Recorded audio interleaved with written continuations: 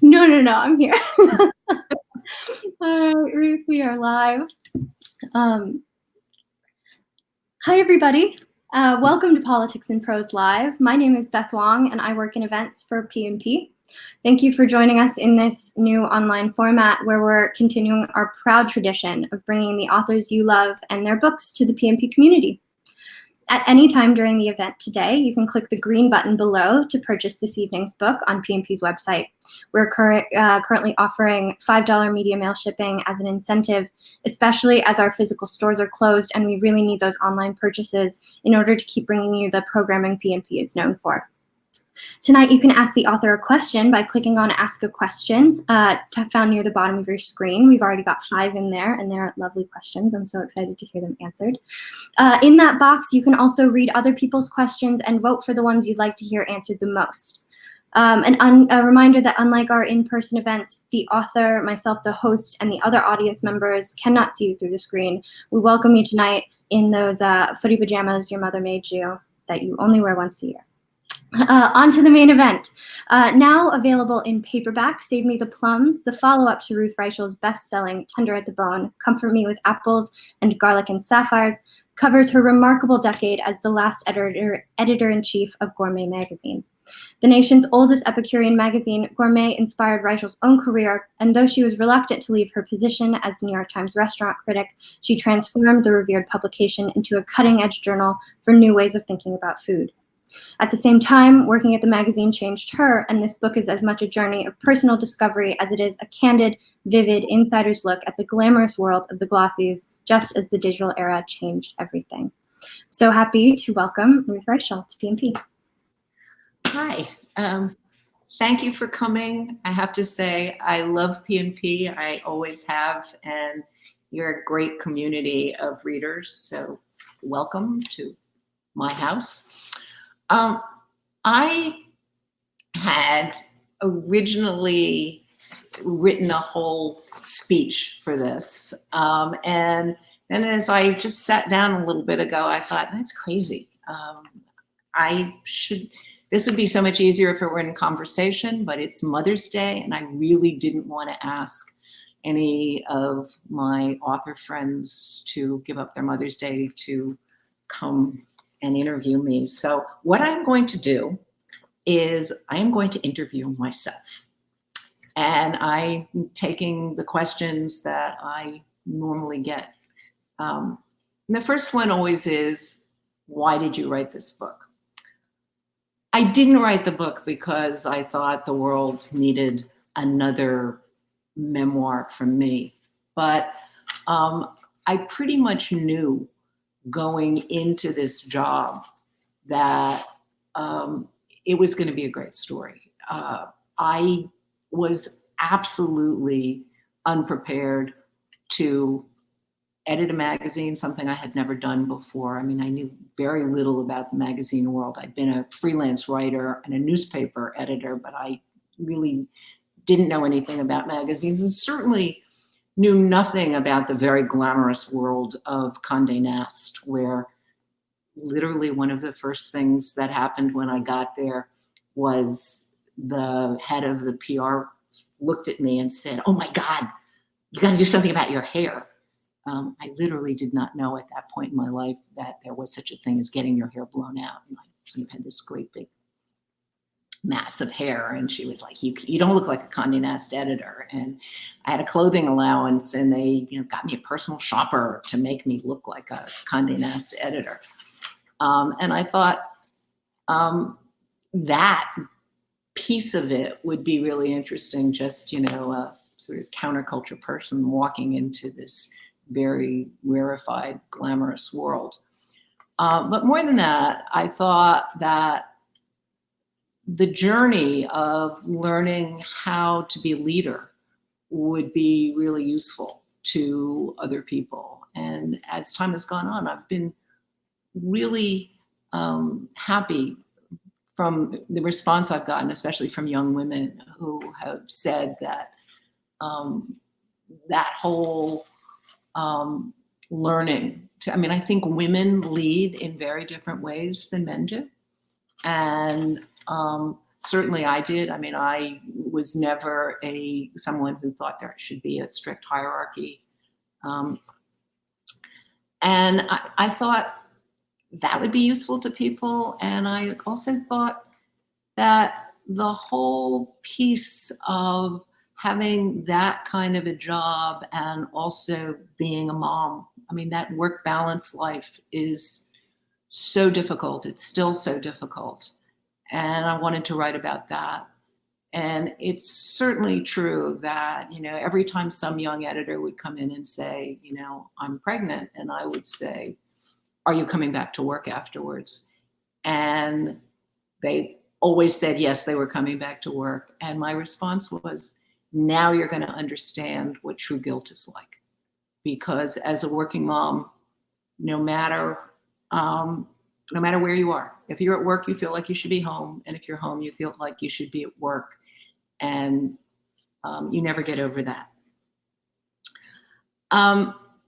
One of the other questions that people ask me all the time is, how did you remember everything? I have to say, from my first day in the magazine, when I literally felt like, they started talking about TOCs and wells and adjacencies, all words I had no idea what they were talking about. It was literally like everybody who worked at Gourmet was speaking another language. And I thought, I need to remember this. So I not only kept a very good journal of how I was feeling and thinking and so forth, but every day before I went home at night, I would print out 5 or 6 emails that had come in during that day, just so I would have a very visceral account, and that, that thing of like actually putting you right back in the moment. So, and I was really fortunate that when Condé Nast chose to close Gourmet, oddly, you always hear about people being walked out with, just their handbag. And they let me, I shipped everything home. So I had all my notes, 10 years of emails, every letter, every memo, all the files on every issue. I had it all. So I had really great source material. Another question is, tell us about the test kitchen. I ended up writing a lot about the test kitchen just because I think that at Gourmet, we tested to literal absurdity. We would sometimes do the same recipe 20 times. The idea was, we're going to get it perfect, and we're going to get the instructions for how to make it perfect. And when I got there, it seemed kind of ridiculous to me. By the time I left there, I realized that we really did live and die by our recipes, and the Gourmet recipes really worked. And that testing process was really important. And we had, 8 test kitchens and 12 cooks and 3 people who did nothing but clean up after the cooks, and an enormous budget. And I thought, I really should go through step by step what that testing process is like. And, I also wanted to tell, the cooks are all wonderful people. They're all really different. We had people who were experts in almost everything, a Chinese cook and a Korean cook, and someone who lived in Mexico for a long time and taught cooking down there, and people who had, classic French training. Paul Grimes had been Simca in Julia Child's co-writer. He'd been her assistant for a long time. There was Ruth's family had a hotel in the Catskills. We had a really wide range of talent in there. Ian was a farmer and a forager and a hunter, and they were all really strong personalities. And I really wanted to write about them. And if you've read the book, excuse me, but it is really one of my favorite stories from the book. It's about Ian and Alan Sitzema, who was an assistant, decided that they wanted to, after 9/11, they wanted to write about this halal butcher shop.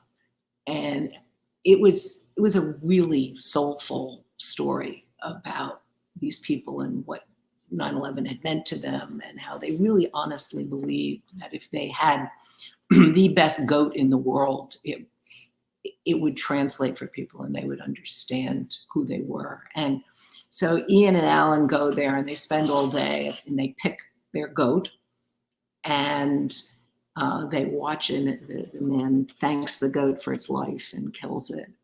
And they come back to 4 Times Square with the goat in big plastic bags. And it is literally still warm. And they come through the lobby. And I mean, we all knew when they were coming up because we could smell them from a very far way away. And I asked, how did you get into the building? And they said, well, we just sort of ran in. We threw out our key cards and we ran into an elevator. And just as the elevator doors were closing, Anna Wintour came in. And the image of Anna Wintour in this fairly small elevator with these reeking goats is one of my favorite memories of Gourmet. One of the stories I knew I had to tell, just because this became such an iconic story, was the story of David Foster Wallace's Consider the Lobster. And I had, all the letters that we got from that story, and a really thick folder of all the decisions that went into that story. But I knew that people were really going to scrutinize that chapter. So for that one, I really did a lot of reporting, and I called Jocelyn Zuckerman, who was the editor, whose idea it was, and who actually managed to persuade DFW to write for us. And I called about 5 people on the staff to just say, do you remember what your response to that story was? I mean, that story turned out to be really, really important for us because, when we sent David Foster Wallace to do a story about the Maine Lobster Festival, the last thing that we expected was that he would come back with essentially a bioethics piece, and that he would end up writing about the morality of eating creatures, living creatures. And, I'm reading this piece when it comes in manuscript, and all I can think, there's a moment, it starts out, it's very funny in the beginning. And then suddenly he's talking about what lobsters feel going into the pot. And he stops himself and says, I very much doubt that the readers of Gourmet magazine want to consider these questions in their monthly culinary magazine. And I'm reading it and I'm thinking, you're damn right they don't.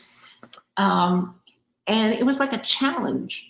And I finished reading the piece and I'm terrified because it is a brilliant piece of writing. There is no question that it's an important piece. It's beautifully written.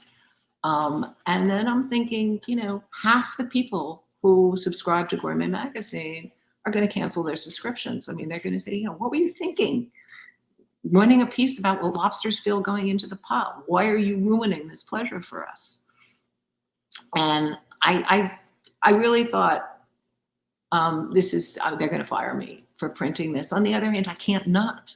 I had been talking about when I went into the magazine in the beginning, I said, I think that it was 1999 and the conversation about food is growing and becoming, really interesting, and Gourmet should be leading that conversation. And it's got to be more than just nice recipes and, where to take wonderful vacations. We really need to be talking about, how American food is changing and what's going on the farms and what's happening with the fishermen. And we need to tackle serious subjects. And to their credit, Cy Newhouse and the people at Condé Nast said, we want this to be the best food magazine in the world, and you do what you need to do. And I was incredibly fortunate that I went into that magazine, and for the first meeting, and Gourmet they'd never had a meeting. It had been totally edited from the top down. And my managing editor said, there's not a space here in the magazine to have a meeting. There's no place big enough to have everybody come to the meeting. And so we crowded into the largest space there was. And we were basically sitting on each other's laps and standing against the walls. And Larry, my managing editor, said, they've never had a meeting and they're not going to be prepared to talk. So you better be prepared to talk. Well, as you can see, talking is not a problem for me. And so I said, okay, I'll talk. And I said to the staff, we have a mandate to make the best magazine in the world. We can make any changes we want. What do you think we should do? And I didn't open my mouth for another 2 hours. I mean, I did not change Gourmet magazine. The staff of Gourmet were dying to tackle all the issues that we tackled. I mean, it was wonderful. It was so exciting to be working with these talented, passionate food people. But the David Foster Wallace piece told us. I mean, when we first changed the magazine, there was a lot of pushback from readers. You've destroyed the best magazine in the world.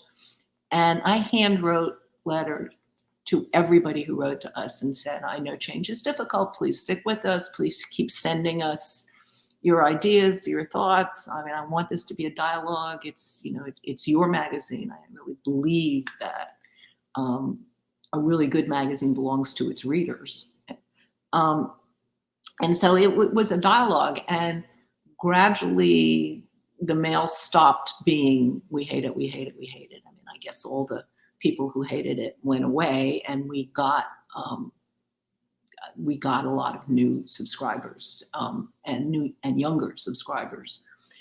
And so the DFW piece we ran in 2004, and there I was, terrified the night it went to bed that I was it was my last hurrah at the magazine. And in fact, it was the opposite. It was, there was an outpouring from the readers saying, thank you, thank you, thank you. This is an important piece. And a few people wrote and said, if you have lifetime subscriptions, we will subscribe. We really want to support a magazine that does this kind of writing. And for us at the magazine, it was, we cannot underestimate our readers. They're with us. We can write about anything. And, for us, it really was a mandate to move on and do, anything that seemed like an important part of the food conversation, which changed over 10 years. One of the big changes at Gourmet was when I got there, Gourmet considered itself timeless. And they had most of the next 2 years already done. And I said, no. It's like we have to change it, in the minute. I mean, magazine has to be timely. It has to be addressing today's issues, which brings me to the other question that I'm asked a lot is, what are you doing now in this time of COVID? And I am working on a documentary with Laura Gabbert, who did City of Gold, the wonderful movie about the late critic Jonathan Gold. And I realized really early on that not only restaurants were going to suffer from this, but that the entire food landscape was going to change. Nobody knows what's going to happen when this is all over. I mean, we don't know how many restaurants will survive. We don't know how many farms will survive. We don't know, how many fishermen. I mean, fishermen are in terrible trouble. 85% of all the fish in America is sold in restaurants, and so the boats are all in dock. So I thought it would be really important to keep a day-by-day record of how this develops. So when whatever happens on the other side of this, we understand how we got where we're going. And it could be wonderful. I mean, Americans are cooking again. We're starting to understand, the importance of our local farmers. Or it could be really a disaster, and 35 years of work on sustainability could go out the window, and we could end up with the triumph of industrialized food. And so I spend all day, every day, on the phone with farmers, fishermen, chefs, ranchers, dairy people, wholesale food people, the people who are running all the charitable organizations. I mean, I am meeting extraordinary people. Sorry, my phone is ringing. And it is, it gives me, on good days, lots of hope, because there's so much incredible work that is happening. And I apologize for my phone. And so that's what I'm doing literally all day long, is just having these endless Zoom conversations, and then keeping a very good day-by-day record of all of the press on this. And I have a lot of people helping me with that. And I hope we're going to end up with a documentary that really explains where we're going. And I couldn't tell you where we are going. Okay, here's another question that people ask me often. Ann Patchett wrote an article called "Did I Kill Gourmet?"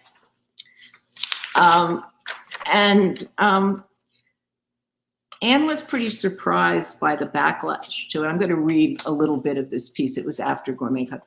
There are no words for how good they were to me. When I was writing a novel about an opera singer who was taken hostage, I told them I really needed to go to Italy to tour the great opera houses. Never mind that the food in opera houses consists of boxed mints and tiny cups of espresso. They were behind me all the way. When I told Sertle the trip should include Venice, he reminded me that the opera house in Venice had burned to the ground 10 years prior. I said that I still thought it was important, spiritually. He understood. Anne was very surprised by the backlash. I mean, there were lots of, that piece got picked up everywhere, and people said, yes, we had been profligate and we'd spent too much money. There are two things I want to say about that. One is that one of the things that Anne didn't say was that, unlike many celebrated writers, she did not charge us a fortune for the article she wrote. Two, every article she wrote was fantastic. I'm a huge Ann Patchett fan. And three, part of what we changed at Gourmet was, unlike most other magazines of that time, and I'm sure of this time, we did not take freebies, ever. I don't believe in it. I mean, I think if you are writing about a hotel, you go to a hotel anonymously, you pay for it. If you're writing about a trip, you pay for it. That's expensive, but the minute you start taking things for free, you're compromised. So as my boss, James Truman said going in when I asked him about budgets, he said, you're never going to go broke on writers' fees. And that's true. There's lots of things that are expensive, but what you pay writers is not what is going to put you out of business.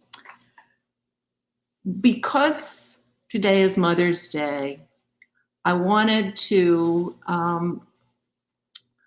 end with the ending of this book because it is very much about my mother and how so at the end of the book, I write about how Giulio Capola, who was my beloved publisher for the bulk of the time that I was there, called me a few years ago and said that his mother had just passed away and that she had a huge collection of old gourmets and that he'd like to send them to me. And I, of course, I loved his mother, and I, of course, said yes, I would take them, thinking that these boxes would just go down into the basement because I only have so much space. But the boxes come, and I find myself opening them and sitting on the floor in the hallway, pouring through the magazines. And I suddenly come upon, in a September 1906 issue, a recipe for German apple pancakes. It had been years since I tasted this particular dish, but the memory was so sharply etched that I could literally taste it. My family had only one ritual: dinner at Luschau's, a Wagnerian opera of a restaurant that looked, even in the 50s, like it had sailed onto 14th Street sometime in the very distant past. Luschau's was famous for its enormous size, its classic German food, and the towering Christmas tree that soared above the tables during the holiday season. We dined there once a week, all through my childhood. We went because it was an easy walk from our apartment. We went because it reminded Dad of home. But mostly, we went because Mom, normally so indifferent to food, was in love with Luschau's apple pancake. Over the years, Dad and I sampled every dish on the menu. Mom never ordered anything but that pancake. I had never thought of making it myself, but now, overcome by a desire for this time of my childhood, this taste of my childhood, I studied the recipe. I had everything I needed: apples, eggs, lemon, sugar. There's something soothing about peeling apples, about the way they come whispering out of their skins. Slicing them is another pleasure, and I listened for the juicy crunch of the knife sliding through the flesh. I cut into a lemon, treasuring the scent of the aromatic oils as they flew into the air. Soon, the seductive aroma of apples melting in butter drew my family to the kitchen. Even the cats came, twirling around our ankles as we opened the oven and pulled out the pan. The smell was so alluring that we burned our fingers snatching bites from the pan. Then there was an awful silence. Finally, Nick said, "Your mother really liked this?" Looking at that sad concoction, I remembered the Yaffe and how restaurant recipes always needed to be tweaked. In 1960, Gourmet had neither kitchens nor cooks. "Come on, Mom." Nick opened a bottle of wine, he's almost 30 now, and handed me a glass. "I'm sure you can figure this out." I tried to remember. The Luschau's pancake wasn't fat and puffy like this Gourmet version, but svelte and elegant. I pictured Mom, saw her face begin to glow as the waiter doused the pancake with rum and set it on fire. Working from memory, I began breaking eggs into a bowl. The batter should be thin, a lot of milk, and just enough flour to frame the apples. As the scent of melting butter filled the kitchen, Nick's partner, Monica, wordlessly began to peel more apples. Michael poured himself a glass of wine. Outside, the sun began to set, filling the sky with a blaze of pink and orange. Sam Cooke was singing as I heated up the skillet. We stood there, shimmying around the stove, waiting to see what would happen. Sometimes you know, before the very first taste, when a recipe is right. When I slid that floppy crepe out of the skillet, it looked exactly like the one my mother used to love. I sprinkled it with sugar, rolled it up, then heated rum and struck a match. The flames leapt up, and as they did, And as they died, I wished for just a moment that my parents could be with us. They'd encouraged me to follow my passion, even though it was one they did not share. It's been a long and very satisfying journey. I hope they know that. And on Mother's Day, I'm thinking about Mom and hoping she knows how grateful I am for the fact that even though she was not a food person, even though she was genuinely the world's worst cook, even though she poisoned people inadvertently, she turned me into the cook that I am, and I am very grateful. So I am ready to take questions. That was so beautiful. Thank you so much for that. Nice to see you again. Hi. We've got some great questions. I'll remind everybody that to put your questions down in that ask a question box. I'll be going through them. So the first one, I'm combining a couple. So Cynthia wants to know, how has isolation affected your cooking? And I believe Nanette would like to know, oh, no. What Janice would like to know what your go-to comforting recipe has been during quarantine. Okay, so I'm very fortunate. I live in the Hudson River Valley. I'm surrounded by farms, and the farmers have done, I mean, they all grow things for restaurants, but they've done a really good pivot, and they have, you can buy from them, and they do this really great thing where they post what they have online, and you order, you pay with Venmo, and they leave it in ice chests outside. So it's totally touchless. And so I'm eating really local food right now. I'm loath to go to the supermarket. Like last week, very fortunately, one of the local farm shops have friends who are oyster and clam farmers on Cape Cod, and they brought clams and oysters. I mean, that was really a treat because we're not eating much fish now. But so I am really, cooking. I'm always a pretty seasonal cook, but now it's really seasonal. We're getting great eggs now, so I'm doing a lot of things with eggs.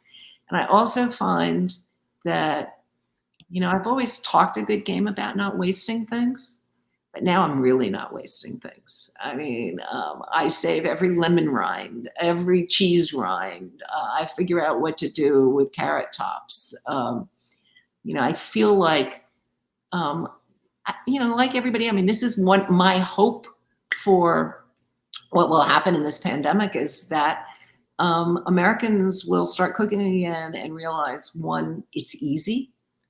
I mean, I feel like we in the press have a lot to answer for because we've made everybody feel like they need to cook like chefs. And, if your food doesn't taste like chef's food, there's something wrong with you. But I think, we've all learned that, really, if you're not trying to, be Danielle Boulou at home, you can cook really delicious food very simply. And I think people are learning that again. And I'm really hoping that, the result of this will be that Americans become cooks again and they realize how great family meals can be and they realize how great cooking with your family can be. I guess the other thing that's happening is I am literally cooking 3 meals a day. I mean, there's not a lot of takeout up here where I live. So it is, there's no respite, there's no going to friends for dinner. And the one thing I have been ordering online, and this won't last, but at the moment, what's happened with beef is that the great prime beef, which always used to go to steakhouses, and the steakhouses are closed. So as there's a shortage of choice meat, choice beef, but there's a glut of really high-end steaks. So I've been ordering really good aged steaks from the places that normally are sending those to restaurants, and that's the treat. That's a lot of fun. Can you say what some of the things you've been doing with eggs? Well, I personally believe that there is nothing better than just a soft-boiled egg. One of my comfort foods is matzo brie, which is basically, Jewish French toast. I've been making matzo brie a lot. My favorite comfort food is this is stewing hen season. This is the time when the people who raise hens tend to cull them, and they're too tough to eat, really, but they make fantastic soup. So I've been making lots of chicken soup with chicken feet and stewing hens.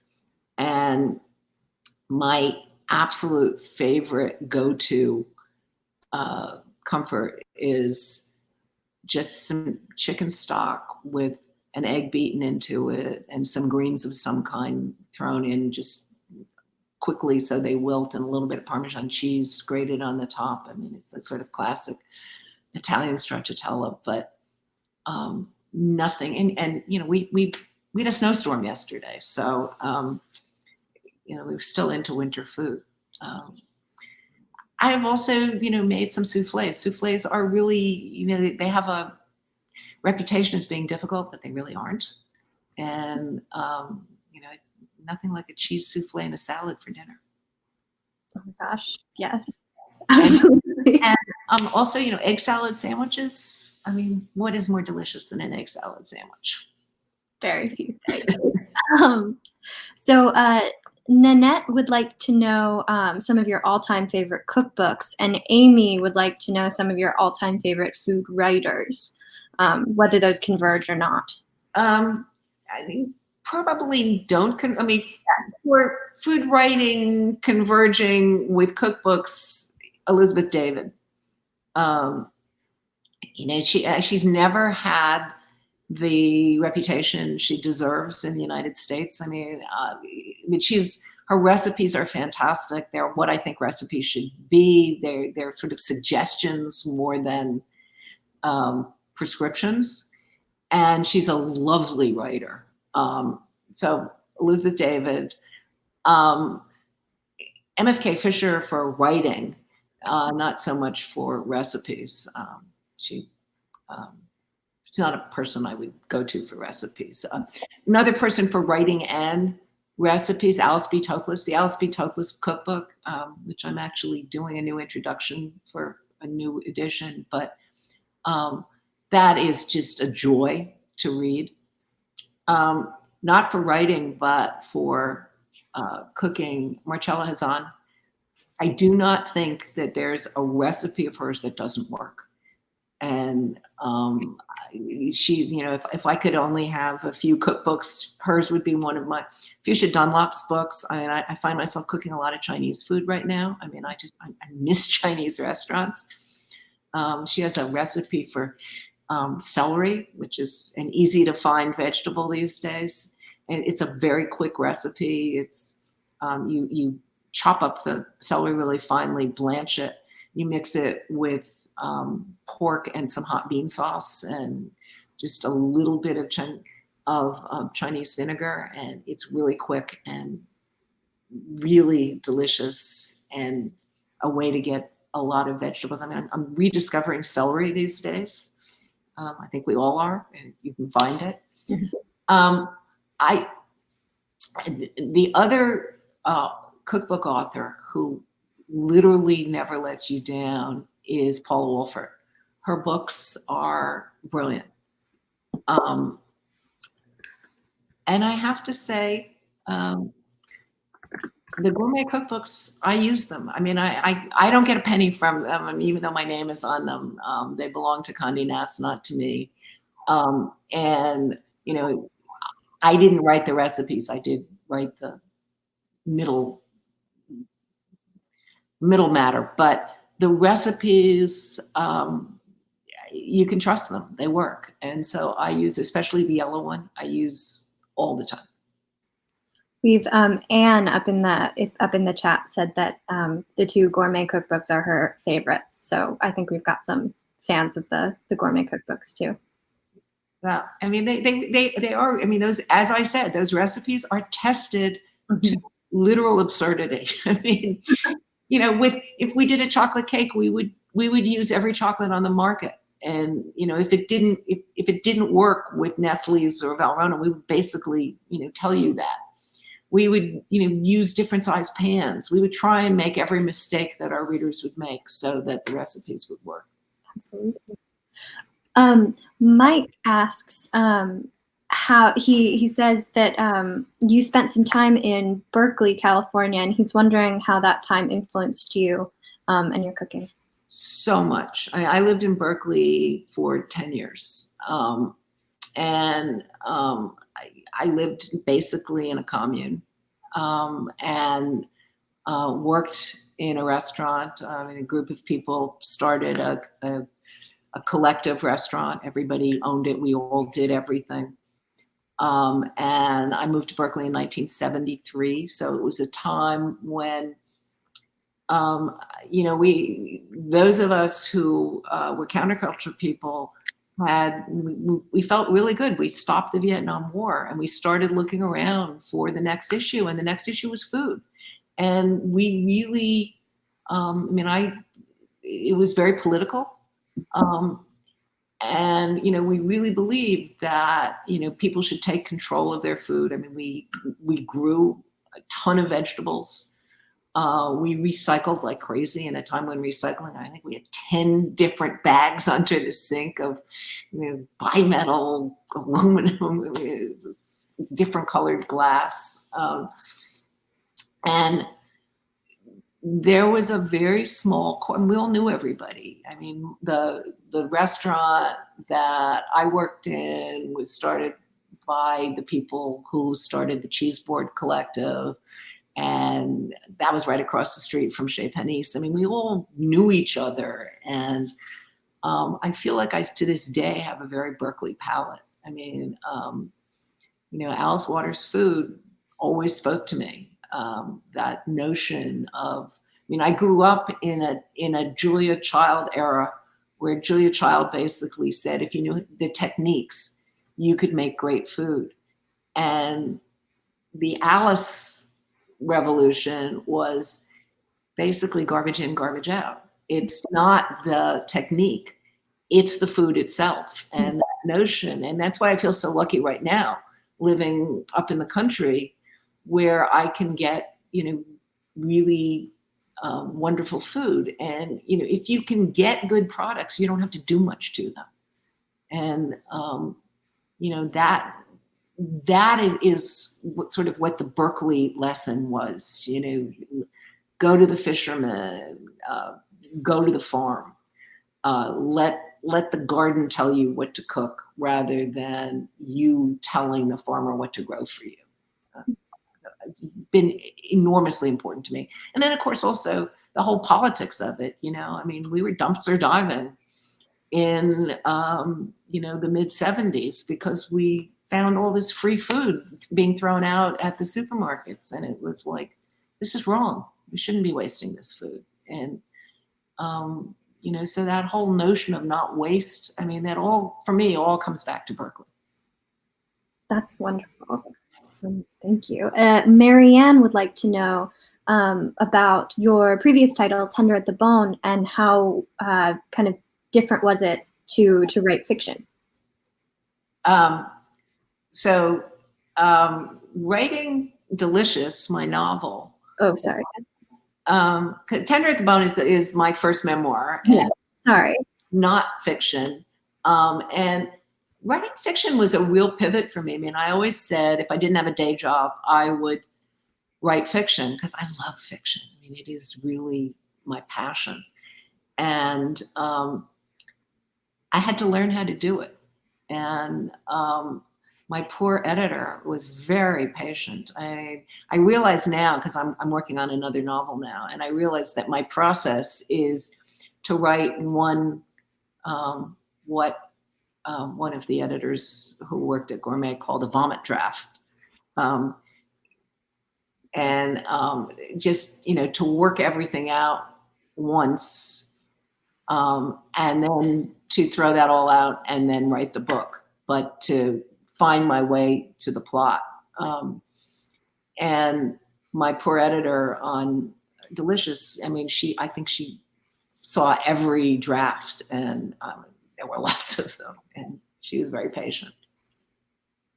Okay.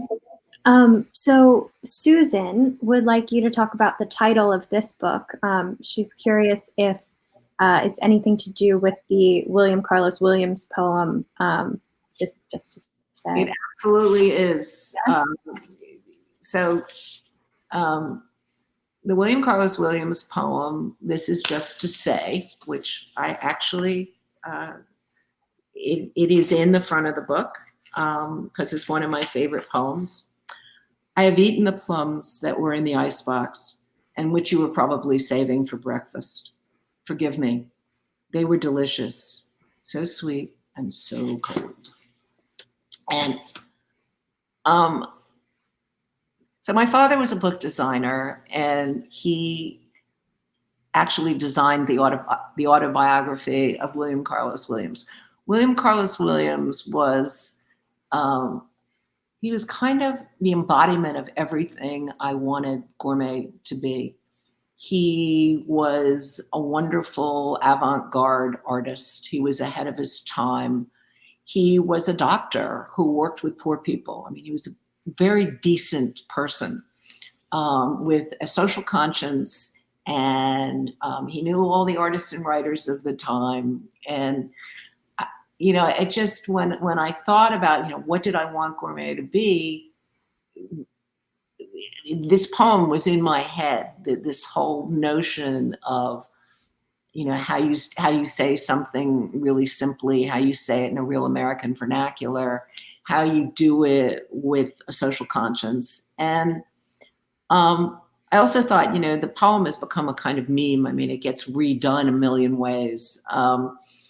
And so I thought people would instantly get, if you say plums, people go, oh, I have eaten the plums. And on top of that, it just worked really well because it was a plum drop. And so it just seemed perfect to me. Oh, definitely. Lacey has a question that I think is really important to talk about right now. They say, you talk about the importance of being able to control your food, growing it, purchasing from farmers, etc. But this is a challenge for many Americans, especially those who are systemically disadvantaged or live in poverty.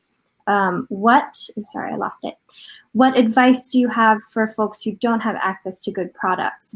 And are there food movements that you see aimed at helping those who don't have access to good ingredients, or who don't even really, cook dinner at home with their families?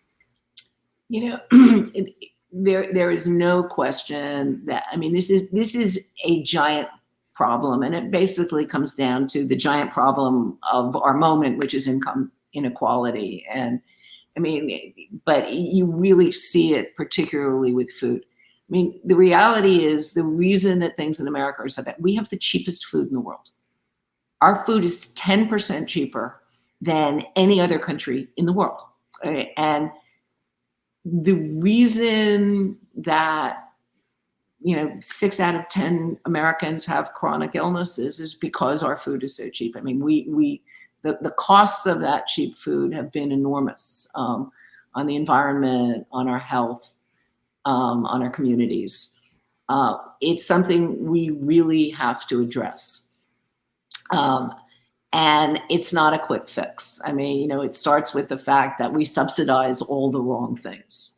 We give huge handouts to commodity farmers and nothing to small family farms who grow things the right way and it's expensive to do things the right way. I mean, I'm learning so much as I talk to farmers about, what it costs to raise a pig and slaughter a pig, if you're taking it to one of those packing houses that is now one of the hotspots, the COVID hotspots, and what it costs to raise and slaughter a pig in a small abattoir. I mean, it's 4 times as much.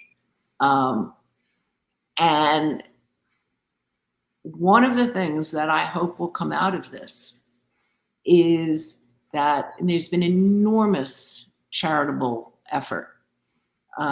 Huge whole restaurants turned into soup kitchens. I mean, 11 Madison Park, is now feeding people who need food. And I'm really hoping that when this is all over, the charitable piece of it will move to address these huge systemic issues, and that they won't just go away.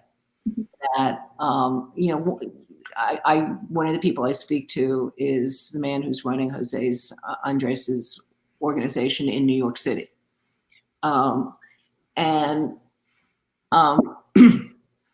He said that one of the great things about this pandemic is that all the paperwork has gone out the window. So when someone calls them up and says, I have 1,000 pounds of cucumbers that I have no place to take, they set up a free farmers market in the middle of the poorest neighborhoods. And it used to be something that you would have to get, endless permissions for. They just do it. Mm-hmm. They just go and do it. And, they have people who make sure that there's social distancing, and they, give this food away. But I'm really hoping that there will be a pivot after this, because I think what we're understanding is how really broken the food system is. And it's becoming really, really clear in this pandemic. Absolutely. And sort of speaking to that, Jacqueline just asked a question in the chat about the ethics behind buying meat in grocery stores. And can you speak to that at all? Like, when the people at the workers at the plants are being treated so poorly? It is really an issue. And I've also been talking to ranchers in Kansas. So the whole meat packing thing is a huge issue. And it's something that's really happened. I mean, the consolidation of meatpacking plants has happened in the last 30 years. And right now, all the people who raise those animals are kind of in thrall to the packers. And most of those companies aren't even American owned anymore. Mm-hmm. I myself, I think it's something you have to struggle with your own conscience about. Mm-hmm. But more than ever, I have, ever since I found out about confinement animal feeding operations, I was like, I don't want to eat tortured animals. I just don't want to. And I would rather eat less meat than eat animals whose lives have been miserable from the day that they were born. And now that we're understanding how terrible the conditions for the people in the meatpacking plants are, and one more reason not to eat those animals. So, I think it's, this is an individual thing. You have to think about it for yourself. But it's not just the animals. It's also, what conditions that farm workers work on. One of the pieces I'm most proud of that we published in Gourmet was about the tomato pickers in Immokalee, Florida, who were virtual slaves. And, do you want to be eating industrial vegetables that are picked by people who are being exploited? And that's a real problem, because the truth is that what we're seeing now is that the entire American food system, from one end to the other, has operated on the backs of undocumented workers who are exploited.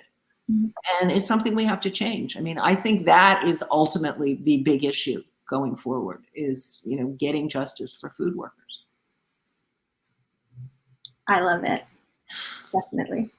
And not to shift gears too dramatically, but we're running out of time, but I do want to ask a more hopeful, lighter question.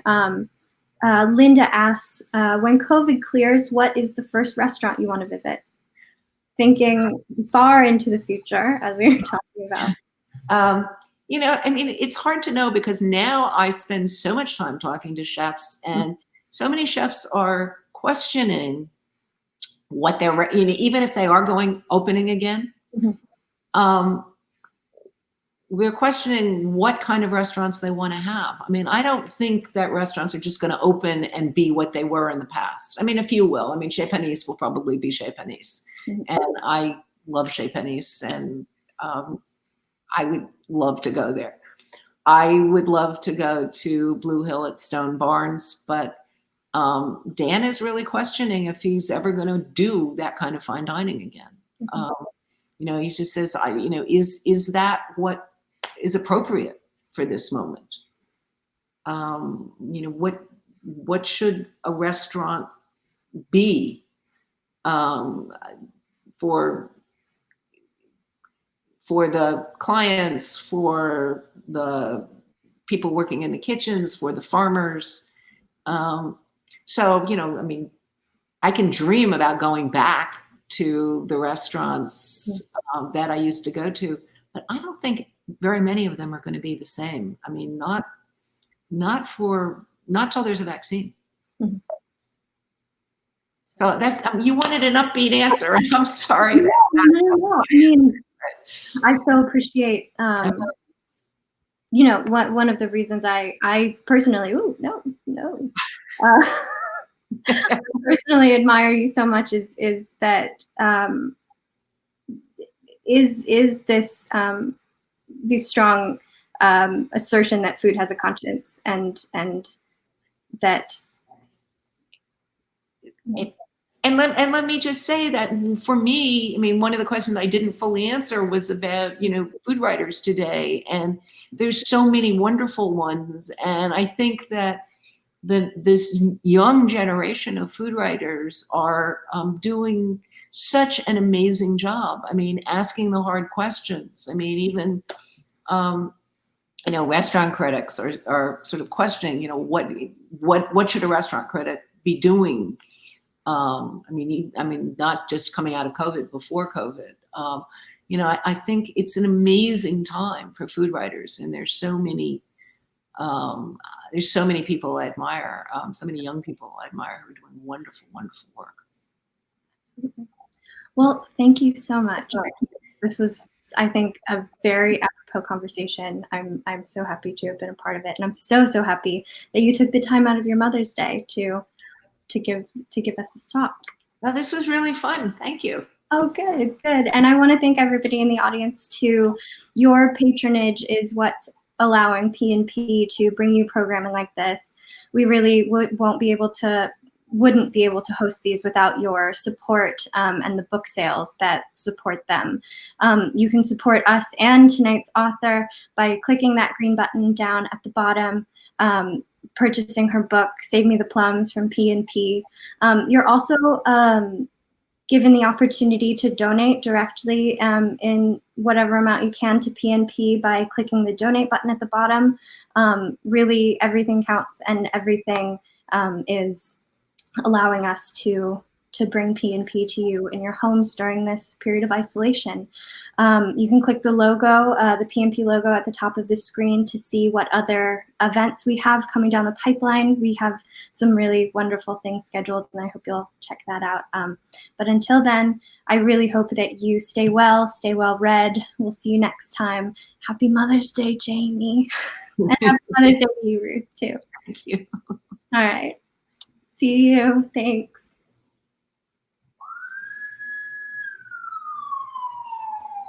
This is the time that I was talking about. Yeah, this is the endless 10 seconds. All right, Ruth, bye. Bye. Thank you so much. I really appreciate your help. It made it so much easier. Of course. Bye-bye.